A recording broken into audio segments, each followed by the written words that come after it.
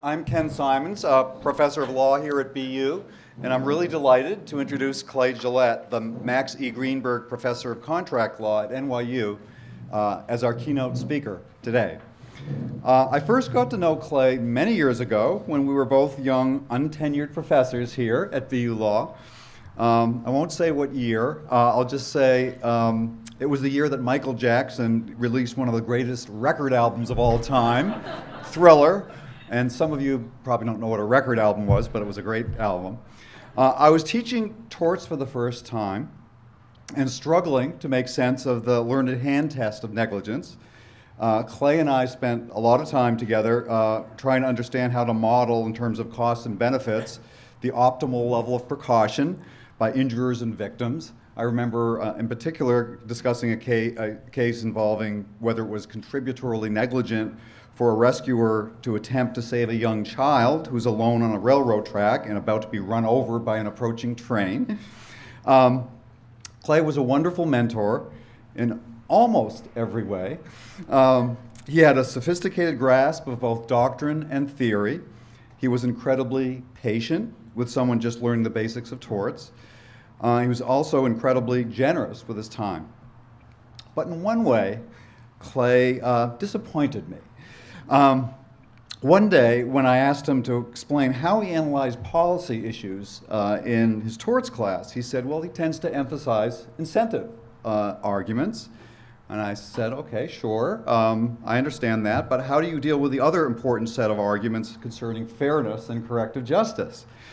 And his reply was brief and blunt. He said, when students tell me that fairness is the explanation for a rule, I just ask them, qu'est-ce que c'est fairness? Well, for those of you who are not fluent in French, that means, what in the frigging world is fairness? So I was a bit taken aback, but I replied then, and I would still reply today, qu'est-ce que c'est social welfare or efficiency? So we've had this debate for a long time. I don't think of social welfare or efficiency as uncontroversial or pellucid concepts either, and Clay's never answered that question, so maybe you will today. But I'm actually here not to bury Professor Gillette, but to praise him, and there's a great deal to praise.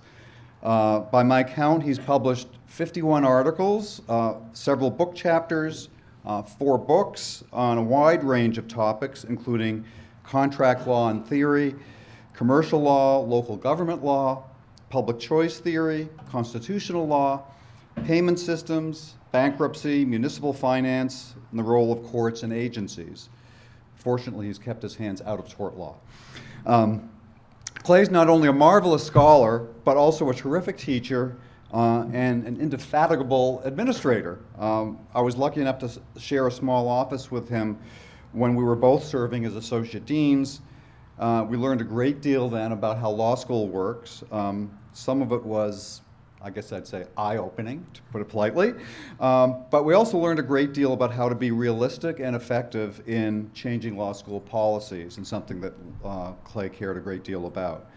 He's continued to excel in all of these roles as scholar, teacher, administrator, not only at BU, but at University of Virginia, and now at NYU.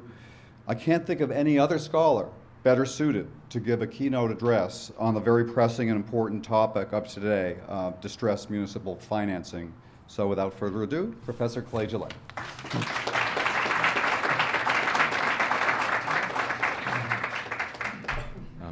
I'm afraid after that I can only disappoint, so I should just sit down, but I need BU to pay my expenses, so thank you, Ken, really. Let me just quickly say 2 things. First of all, I can't tell you how wonderful it is to be back at BU. This place has always meant an enormous amount to me. It raised me from a pup. It gave me my shot at academia. And the faculty was then, as it is now, so deep and so rich that I couldn't help but learn an enormous amount from it. Secondly, just in the way of disclosure, I've done a little bit of consulting with the Emergency Manager's Office in Detroit of late on a pro bono project out of NYU. Nothing I say reflects any of those conversations, but in the name of disclosure, I should at least say that. So,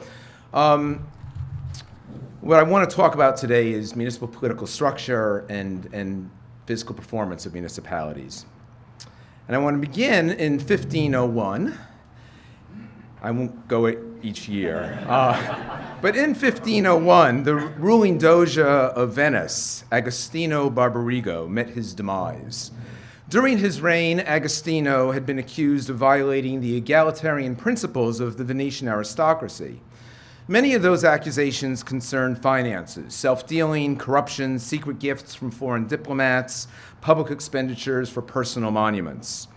Norwich's history of Venice also suggests that Agostino was involved in the more forgivable sin of smuggling enormous quantities of wine. But so prodigious were Agostino's misdeeds that on his death, the Great Council of Venice created a new governmental institution. It appointed 3 inquisitors to evaluate the rule of the dead Doge and levy a fine against his estate in an amount that reflected the extent to which his rule had disregarded the interests of the Republic. At least for any Doge who cared about his gene pool as well as his reputation, the use of a board of inquisitors frustrated efforts at using the ducal office for personal gain and realigned the interests of the governed and the governors. I raise this example because the conversation about the current spate of municipalities facing distress and bankruptcy tends to focus on symptoms rather than on causes. In Vallejo, Stockton, San Bernardino, Detroit, Central Falls, and elsewhere, municipal distress tends to be attributed to pension and related obligations that exceed the municipality's capacity to pay. In this sense, the cause of current fiscal distress is deemed to be different from the crises that transpired in the 1970s through the 1990s when New York, Philadelphia, and the District of Columbia faced financial difficulties, as Puerto Rico arguably does today, because they incurred too much debt. And that debt overhang discouraged new investment, prevented the use of scarce resources to deliver public goods and services, and threatened default for creditors. I want to suggest, however, that these immediate sources of municipal fiscal distress, the legacy costs of pension obligations and funded debt, have a common element. They are both attributable to problems of institutional design, problems that fail to discourage local officials from pursuing objectives that lead them to deviate from the interests of their constituents. And I want to focus on 2 likely sources of that divergence between local officials and their constituents that I consider the most likely cause of our current widespread municipal distress. The first involves the intertemporal conflict of costs and benefits of expenditures. Debt crises in New York and elsewhere arose because municipal officials borrowed funds for current expenses, providing services to current residents while imposing the obligation to pay for them on future generations of residents, those who would not be casting votes in current elections. The common explanation of the current pension crisis is similarly treated as a consequence of officials who trade higher compensation to municipal employees in the form of future pension benefits for electoral support from public sector unions today.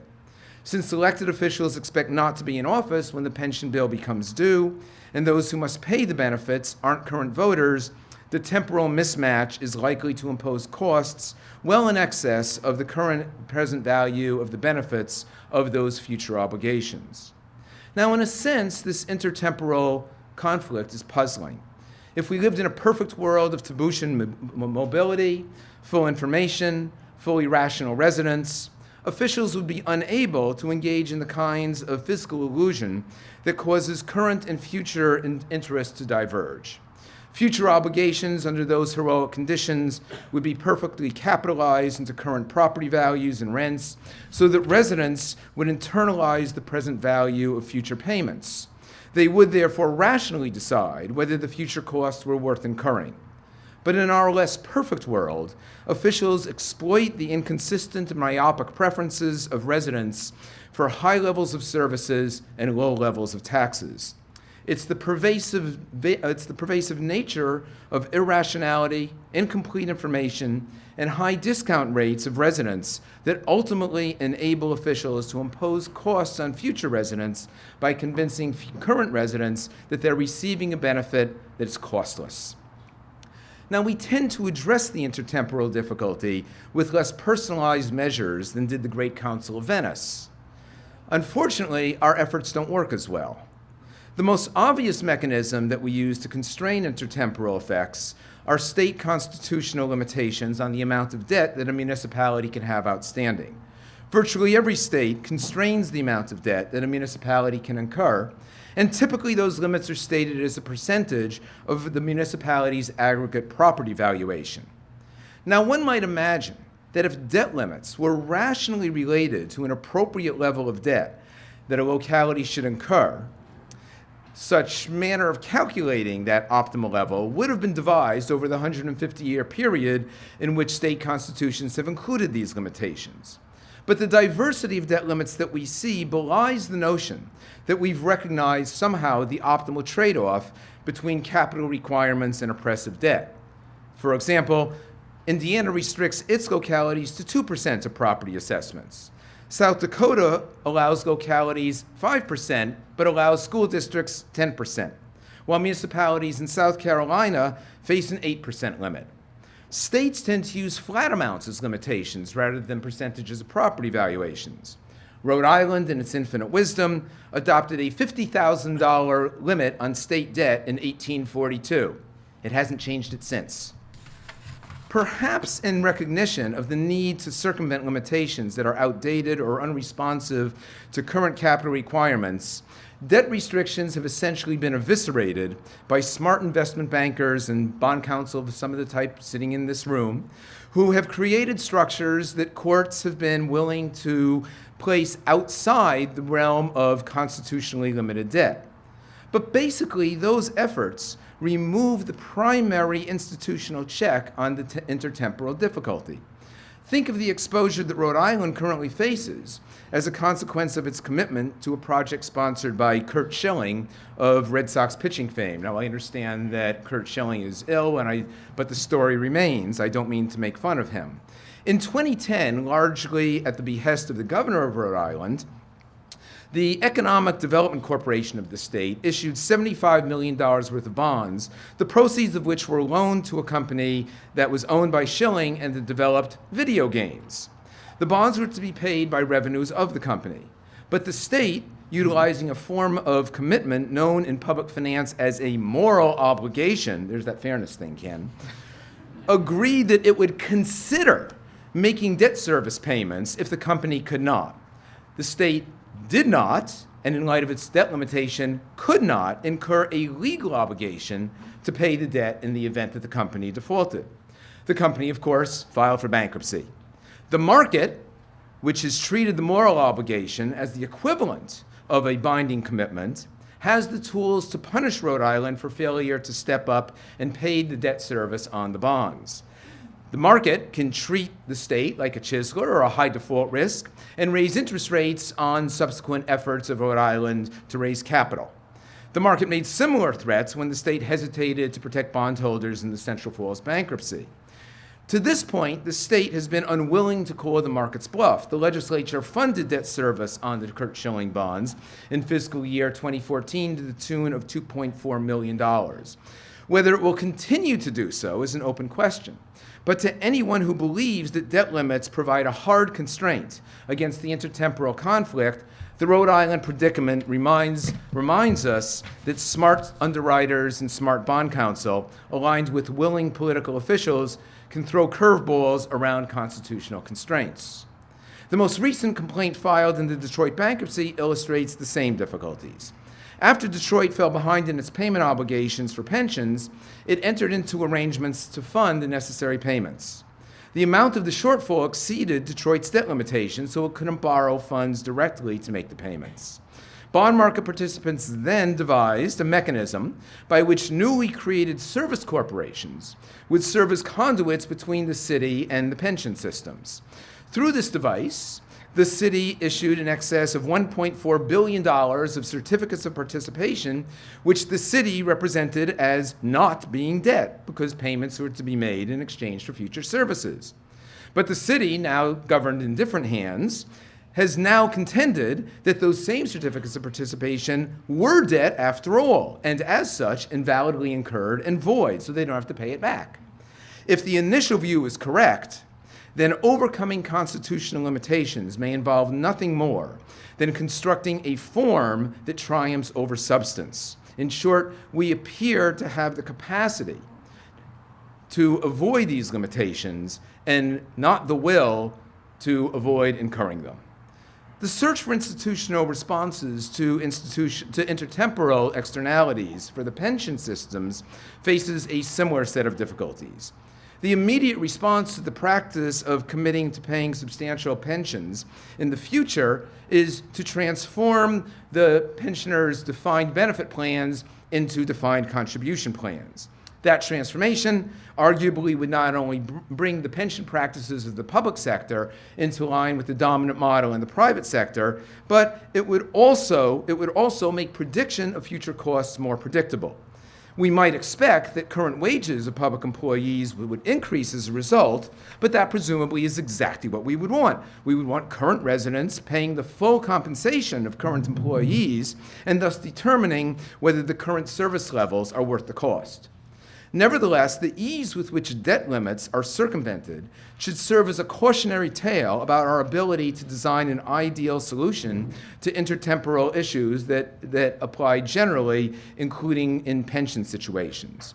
Transitioning from a defined benefit plan to a defined contribution plan will not prevent other mechanisms that defer compensation, whether it be liberal lifetime fringe benefits, or including overtime pay into final salaries on which pensions are based, or using other mechanisms to increase the base on which pensions are paid.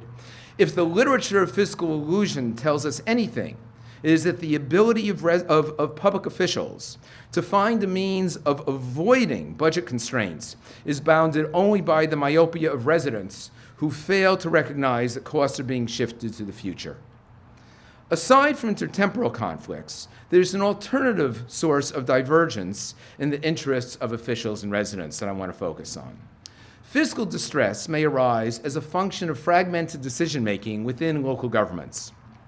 By fragmentation, I mean nothing other than a budgetary system in which for any proposed expenditure, there are multiple points of access and review before a decision is finalized. The result is that those who seek government funds may find access through any of a variety of avenues to the central budget, and none of the gatekeepers on those avenues have reason to be concerned about the budget as a whole. Representatives from a single district within a locality may be willing to support expenditures that benefit their constituents within their district, notwithstanding that that same expenditure generates a net negative effect on the municipal budget as a whole. Fragmentation in budgetary decision-making also means that municipal agencies have the capacity to distort budget decisions because their expenditures are made without considering the consequences of their decisions for other agencies. Police officials may pursue one form of communications while the fire department pursues another, oblivious to the concerns that the result is that the police and the firefighters can't talk to each other. And private interests that place demands on the public treasury, whether they be developers, public sector unions, or bondholders, have numerous avenues by which to achieve their objectives, indifferent to the effects of their project on intersecting items in the overall budget. In short, fragmentation means that the local treasury takes on the characteristics of a commons, and like any commons, the various groups that use it tend to overutilize it, because each one recognizes the full benefit of the share that it gets from the commons, but only recognizes a small portion of the cost of overuse. Indeed, in such a regime, only a sucker would refrain from overuse. If I fail to gain more than my fair share can, my efficient share for the constituents of my district, while all other representatives continue to overuse the local budget for their districts, my constituents still pay for their overuse and get a disproportionately low share of the gains. Now, one might think that this diffusion of municipal authority actually has offsetting advantageous effects. After all, the process of checks and balances among different levels, among different governmental entities, lies at the foundation of our federal constitutional system. So one might think that competition between executive and legislative bodies at the municipal level presumably precludes abuse by either one and generates better policies, just as we think that competition between products leads to better products, or competition among law schools leads to better education for students. That was a joke. That was a joke. Okay, never mind. Let me be somewhat contrarian about that proposition, however. For here, I think we may actually have the prospect of institutional design that can actually facilitate fiscal stability. Much of the literature about the relationship between municipal fiscal stability and municipal governmental structures shows that interbranch competition may be a bad idea at the local level. We're talking about municipalities, not the federal government, not states.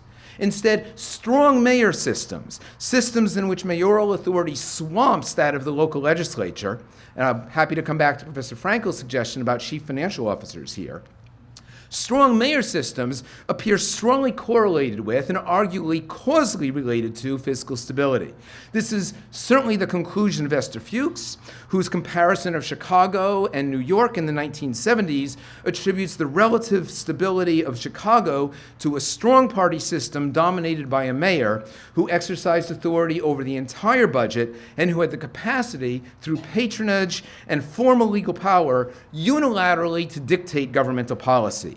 New York, on the other hand, was governed by an apparatus in which party discipline was absent, and mayors had little formal authority to control the demands of a large number of competing interest groups.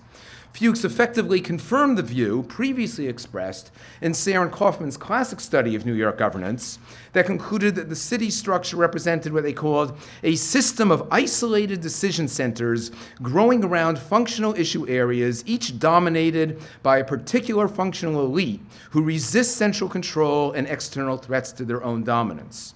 In the 1970s, Fuchs asserted, the result of centralized Chicago was the effective exercise of budget constraints during a national economic downturn, while decentralized New York was unable to avoid the demands for redistribution and capital expenditures that had been agreed to in headier economic times.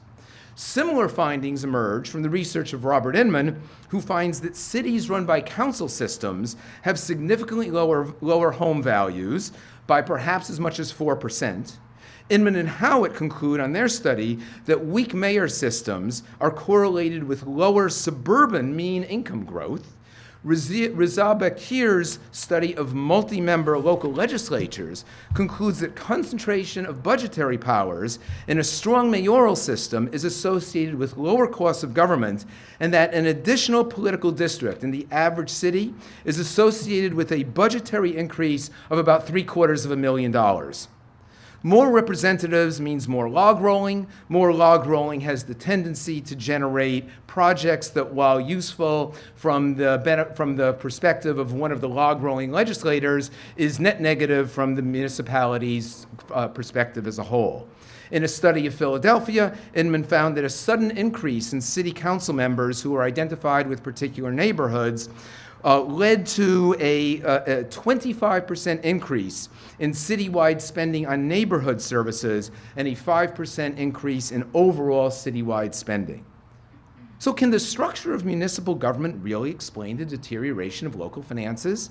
I think the answer is actually yes. Centralization certainly serves as a defragmenting device so that monolithic control over the budget can prevent separate bodies within the local government from serving the interests of a subset of the municipality at the expense of constituents as a whole.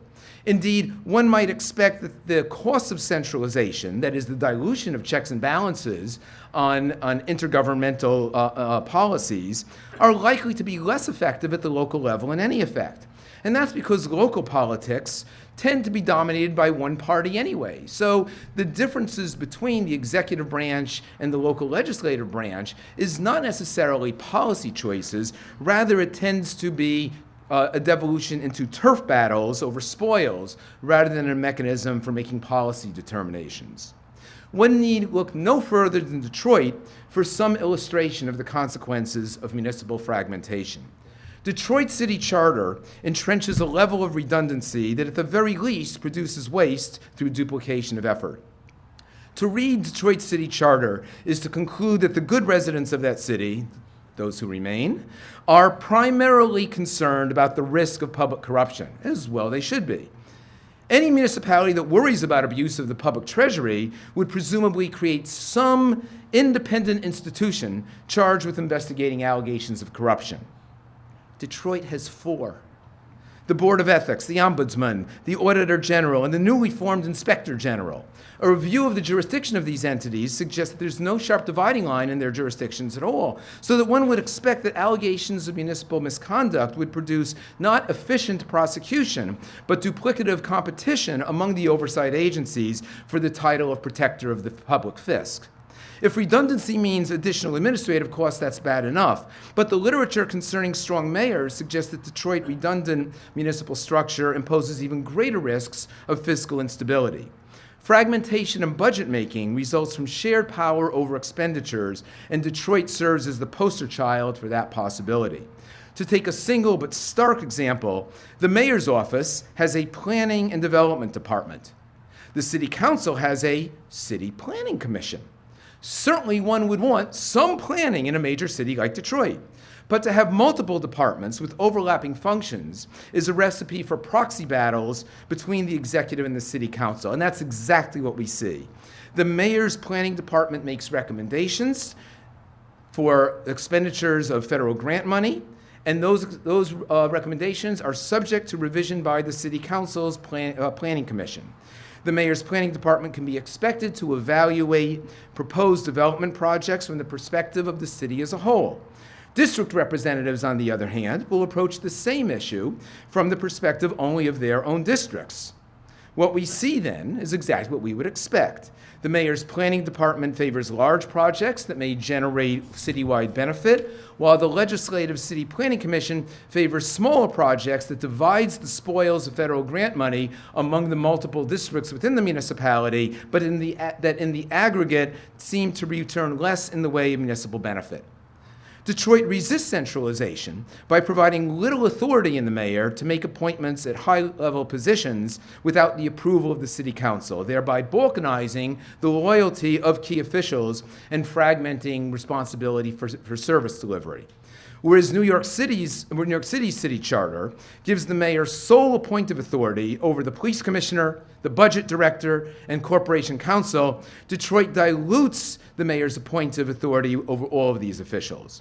Perhaps the oddest phenomenon is that Detroit's chief of police is appointed by the mayor, subject to approval of the city council, from a list of qualified candidates provided by the Board of Police Commissioners. The Board of Police Commissioners is a mixed body of 7 elected and 4 appointed officials. And of those 7 elected officials, a strong plurality happen to be former police officers. The police commissioners also approve the police budget. So essentially what you get are the police officers running the police department. That's almost as silly as a law faculty getting to decide who their dean is. Now, contrary to the literature that suggests that a district system is likely to increase the size of government as representatives of districts seek to maximize their share of the municipal budget pie, Detroit has recently moved to from an at-large system to a mixed system of at-large representatives and district representatives.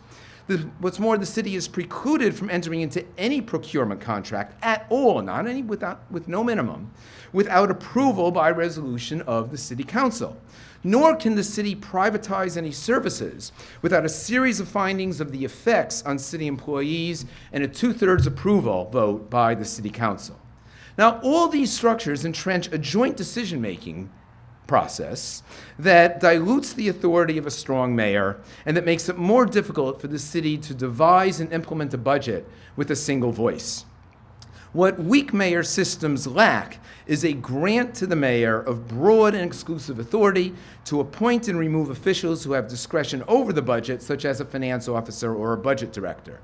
A strong system would also require line item authority for the mayor so that city council efforts to adjust the budget are subject to the constraint of the one official who represents the entire city. Now, notice that most of the institutions that I've suggested are necessary to municipal fiscal stability have a similar characteristic. They range from the mildly to the deeply anti-democratic. They grant to the mayor powers that border on the autocratic, maybe moving over to the dictatorial. They place substantial authority in one branch of government, typically in one person, and remove that person from vulnerability to checks by competing institutions. They deny district representatives the capacity to satisfy the preferences of the residents of those districts. Perhaps we could justify such a move if we believe that the results amounted to benign dictatorship. But there remains a risk, of course, that unattended by additional checks, strong mayors, like the Doge Agostino, will follow an agenda determined by personal objectives rather than by public interest, or that Boston's James Curley, who is reelected from jail, will be the model of the strong mayor rather than Michael Bloomberg. Recall that even without a strong mayor system, Detroit suffered through the regime of fraud and corruption and misconduct of a mayor who is currently serving a 20-year sentence in a federal prison for extortion, bribery, and conspiracy. One might therefore be forgiven for being a little bit skeptical about moving to an even more autocratic regime of the nature I am suggesting. Notice also the related paradox created by strong mayor systems. Maureen, go like this for just a second. So the very autonomy that must be granted to a strong executive in order to centralize budget making necessarily risks exacerbating the intertemporal conflict. Strong mayors, like law school deans, tend to suffer from an edifice complex. They like to build things as testimony to their reign, therefore incurring debt for the future. So these projects, of course, often trade off short-term benefits for long-term costs, and it's unclear whether we have sufficiently beneficent, of course the deans are beneficent, or benevolent. It's not clear that our strong mayors will be sufficiently benevolent to get that balance right.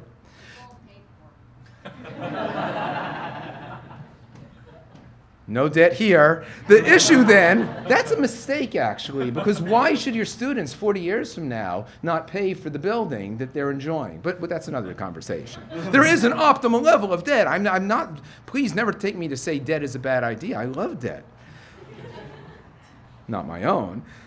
You're welcome to that. The issue then is how to empower a strong mayor to resolve the fragmentation problem without simultaneously aggravating the unresolvable intertemporal consequences. New York City's charter actually makes a move in that direction. It permits the governor of the state to remove the mayor of New York City on the filing of unspecified charges. Unfortunately, that is like a nuclear bomb option, and like nuclear bomb options, it's highly unlikely that it will be utilized.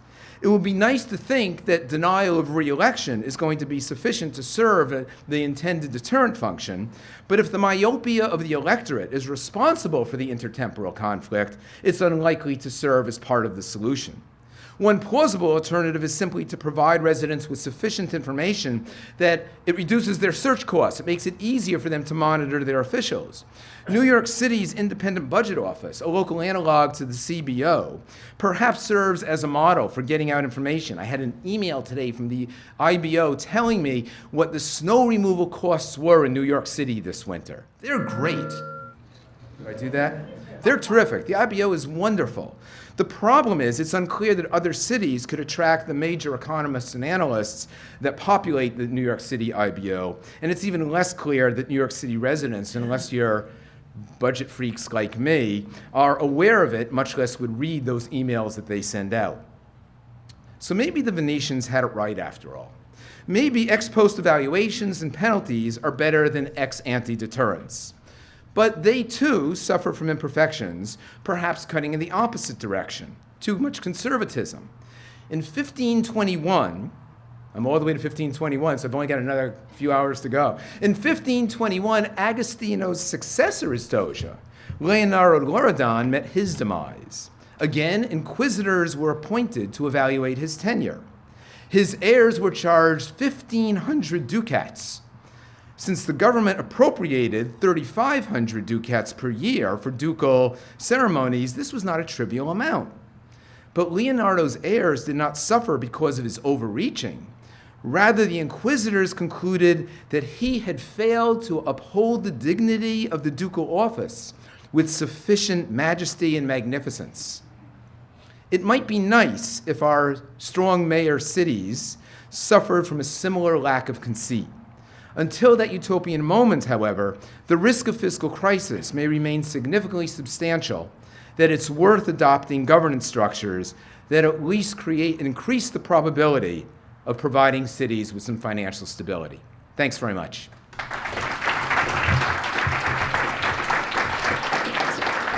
So you mentioned myopia as the cause maybe of intertemporal conflict, but of course there's another side of intertemporal conflict which may be entirely rational. The people voting are not the same people as, or do not have the same kinds of investment within the city.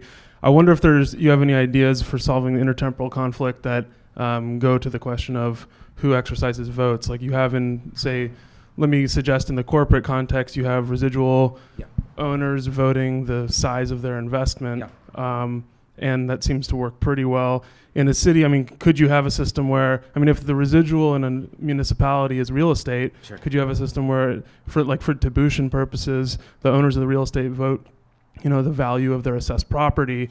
Again, anti-democratic, but maybe a great way to resolve. Sure, it's a great question. So first, at the corporate, it's not clear that all shareholders are equal with respect to their incentive structure. Hedge funds might have a very different incentive structure than non-hedge fund investors. But in the municipalities, again, if we thought that capitalization was perfect, which it is not, then that would take care of the problem. So one thing we might think about is how to increase the utility or how to increase capitalization. Because then, even if I'm just a renter who's thinking of leaving soon, I'm still the future value or the future consequences of debt incurred today is going to be incorporated into my rents. What you said after that, Vince, I think I completely agree with. So, I made some allusion to we're talking about cities. We're not talking about other governmental structures, states, and the federal government. It's always puzzled me that the Supreme Court destroyed a system that allowed for competition among municipalities by applying the one-person, one-vote principle all the way down the line, treating all governments equally. It's by no means clear to me that I want a one-person, one-vote principle at the federal level, and probably even at the state level. The abuses were great there. But if you've got 80,000 municipalities from which to choose, and you've got some degree of mobility, it doesn't have to be complete Tibution mobility, why not allow municipalities to experiment with their voting structures? So before that happened, we had Cambridge, Massachusetts, had a very different voting structure. It wasn't preferential voting. I can't remember exactly what it was, but it was different for one person, one vote. There were many municipalities that allowed voting on the basis of property holdings.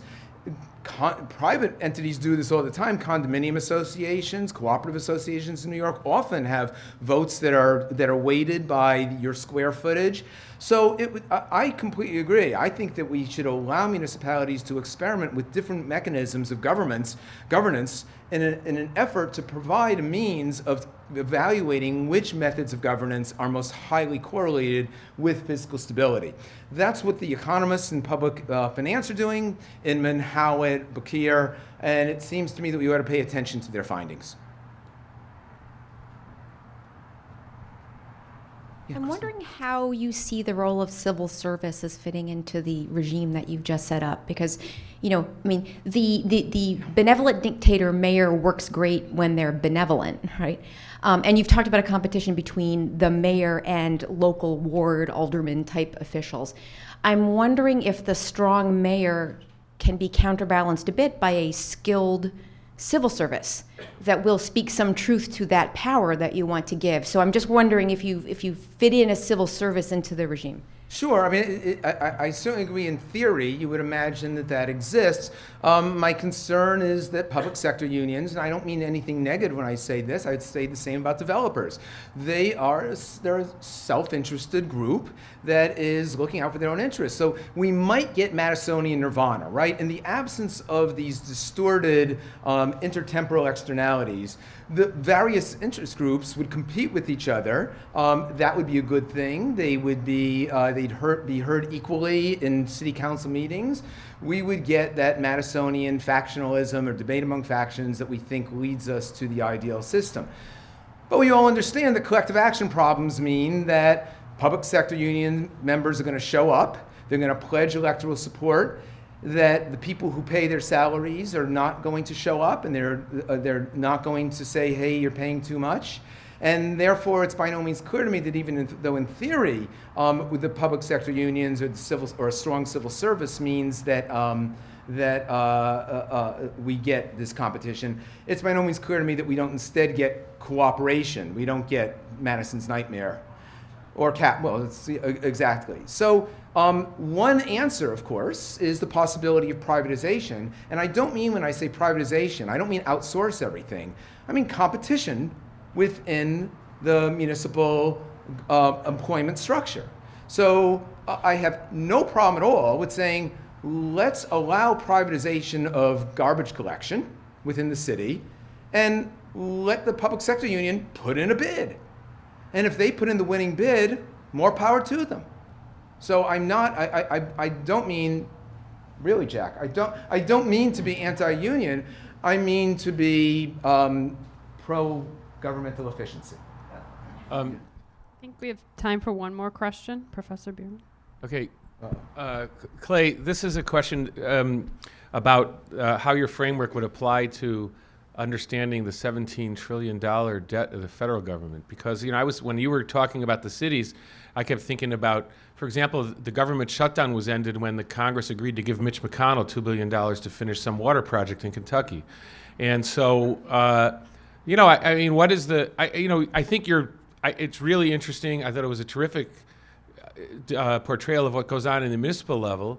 But how does this relate to the federal government? Where I don't know if we have a strong president, right now we have a relatively weak president as a president, but I don't know whether our presidency is strong or, and the fragmentation obviously is extreme at the federal level, especially with independent agencies, the Senate and the House. We have for some crazy reason, we have two chambers in our legislature so that there's more people to get pork barrel. Are there two? There's two, yeah. Anyway, what do you think about, how does your analysis apply to the federal government? I'm not smart enough to do federal government or constitutional law. I have to stay small, but it would not bother me in the slightest to see the President of the United States have a line item veto over the budget. I mean, that does an enormous amount of work in deterring the ability of, or the incentives of legislators to get involved in negative sum log rolling in the first instance. So I don't know enough to come up with an overall plan, but if you ask me to tweak here and there the possibility of revenue triggers so that at some point expenditures at the federal level triggered an automatic tax increase, that would be a pretty good constraint on the capacity of legislators to engage in over expenditures. So I think there's tweaking that could go on here and there, Jack, but I can't give you a complete analysis at the federal level. Just don't know enough. But thanks. Thanks, everybody.